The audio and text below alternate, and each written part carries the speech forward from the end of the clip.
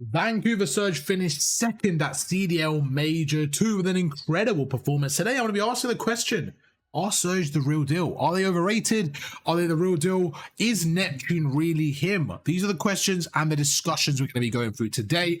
Before we continue, I want to take a quick look at the vetoes because something interesting has just hit the timeline.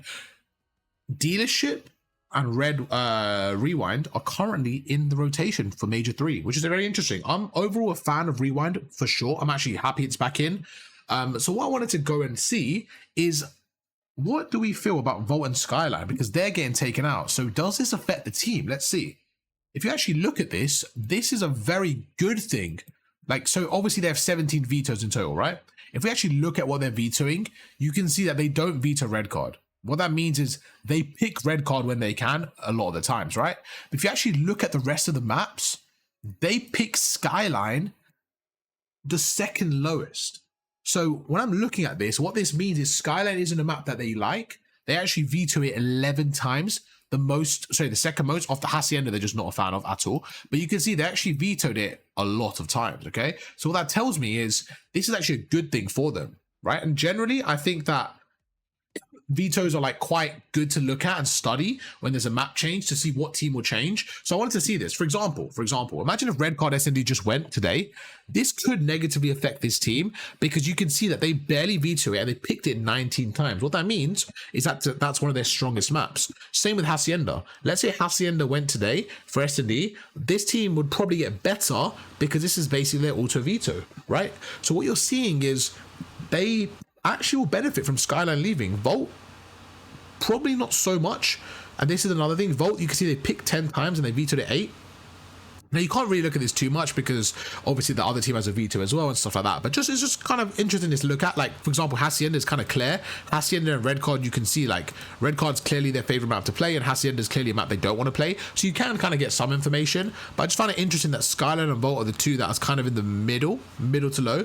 And they did veto it, which I think is a good thing for them. It's not like it's their favorite map going, you know? I think that's important to look at. But yeah, overall, okay, interesting. Anyway, let's go through. And like I said, let's just discuss it, man. I think these guys are disgusting. I really do.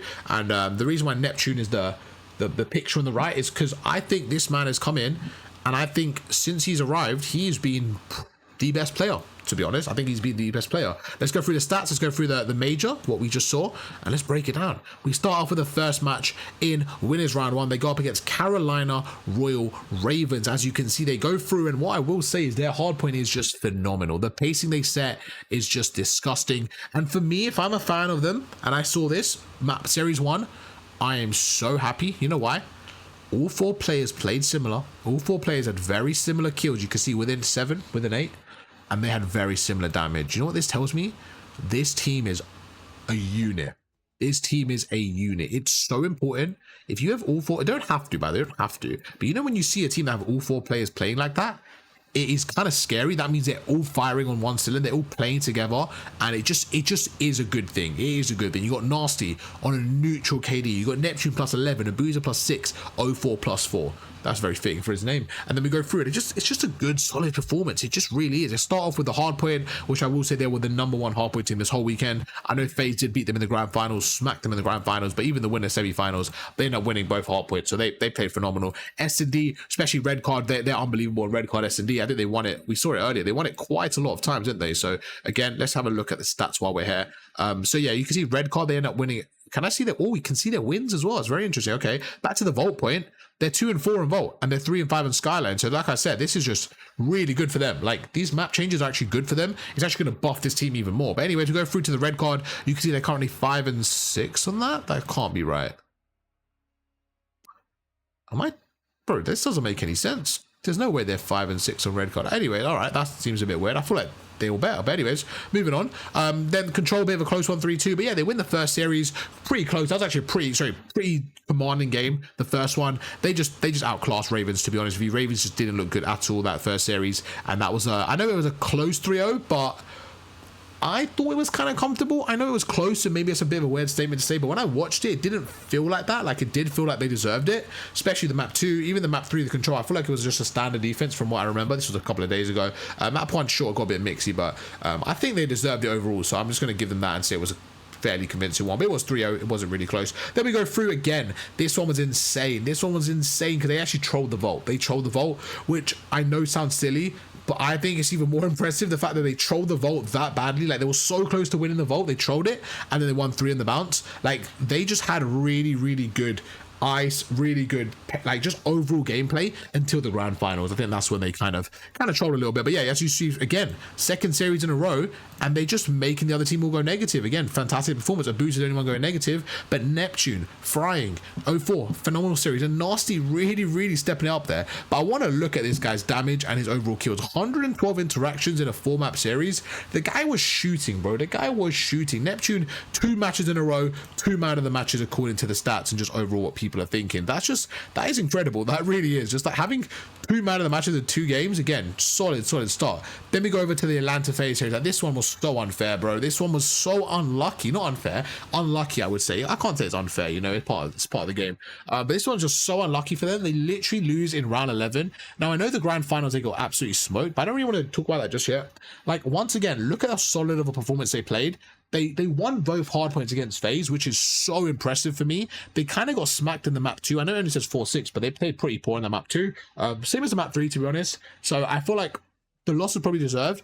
The hard points, though, to beat FaZe by, you know, 90 points is really, really strong. FaZe are a phenomenal hardpoint team. Like, this is really impressive for me, and that's why I'm so high on this team. Like, to win the hardpoints like that against the best team in the game is so impressive for me. And again, you look through, and the boy Neptune, once again, just putting out that damage, putting out that just overall consistency. I know Abuza has had damage this series as well, but like, just overall, like, just having a phenomenal series. And this one for me was such a heartbreak for them, literally losing in the like last round. Crazy to see. Then we go over, they end up taking out Ultra in the losers finals, and again, Ultra, phenomenal team, and you could just see once again they don't even win a hardpoint against them. Like, this team was so good at hardpoint, it's crazy. They win the control quite convincingly. Protocol S&D, great play from Toronto, who are pretty good on Protocol. They play it quite a lot in the online qualifiers as well. But the hardpoint, map 1, I know was very close. Again, having that ice, like I said, they actually had fairly decent ice for most of this time. The only hardpoint they actually lost, from my memory, before the finals was the one against Boston, where they kind of got complacent. But besides that, any other close hardpoint, they were taking it. They were playing really, really well. And once again, you see 0-4 having a slightly underwhelming series in comparison, but then again, Nasty, really, really good. And I mean, Neptune in 4 maps, again, 101 kills. Like, I think Nasty played so good this event, so good, and Neptune for me was just standout as well. I think this whole team played so well, man, really, really good. But you can see once again, just their hardpoint's really just their bread and butter. I think if you're that good at hardpoint, like, it makes sense that they made the final. I think they just got to step up their S&D, to be honest. Even the control, they're not playing bad in. I think their S&D really let them down. Just, again, the map 5, the map 2 against FaZe, they lost both S&Ds against FaZe. They lost this one. I think that might be it, to be honest, from my memory. Let me see.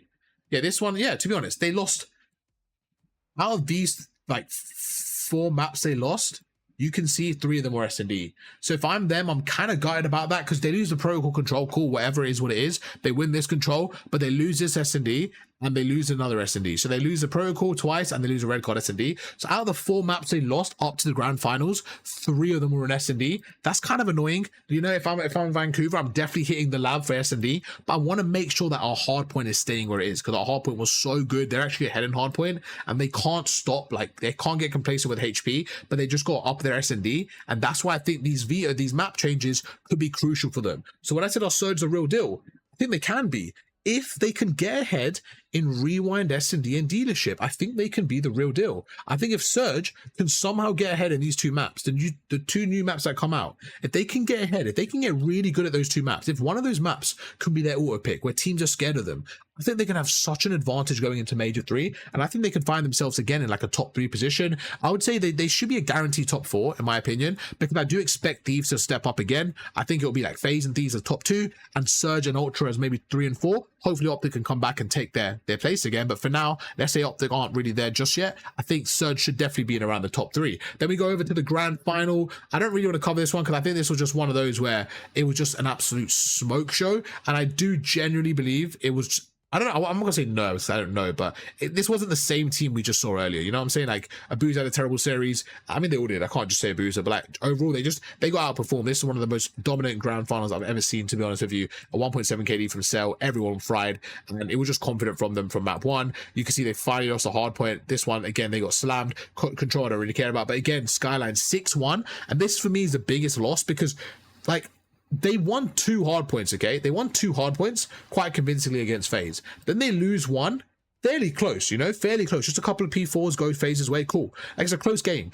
But it's the S&D for me that was the dagger. Because you're not gonna, Control's not reliable as a gamer just because there's so much that goes into the offense, like having more ticks to get the defense. Where with S&D and hardpoint, it's a little bit more, you know, everyone has a fair chance. Where with Control, it's normally just like you win by like 1 extra tick most of the time, then you get to defense, and then you win your 3-2, you know, you win your defense. But the hard point, again, I'm not going to talk about the map 4 because of Memento, they were gone by then. But the map 1, I don't mind it, bro. You lose against FaZe, cool, it is what it is, right? Map 1. But it's that 6-1 slammage for me, bro. That's like the 3rd S&D in a row against FaZe that they lost. And I think that was the key thing. So if Surge are going to be the real deal, I think they need to clutch up. I think they need to have dealership and rewind, and they need to get disgusting at it. Let me know down below. Do you guys agree? Do you guys disagree? Let me know down below.